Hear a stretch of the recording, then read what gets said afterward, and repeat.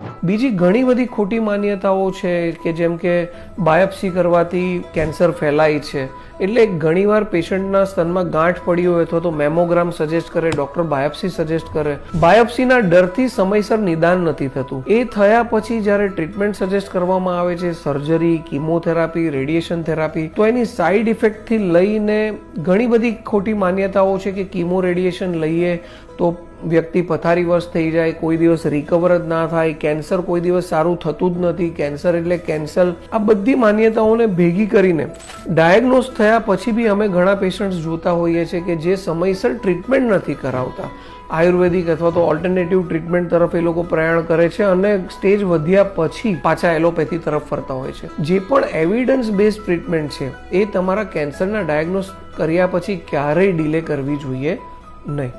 આટલી અમુક વસ્તુઓનું ધ્યાન રાખવાથી, બહુ સિમ્પલ વસ્તુઓ છે કે જેને ધ્યાન રાખવાથી સ્તન કેન્સરનું સમયસર નિદાન શક્ય છે, સમયસર ટ્રીટમેન્ટ કરવાથી એમાંથી સારા થવું શક્ય છે.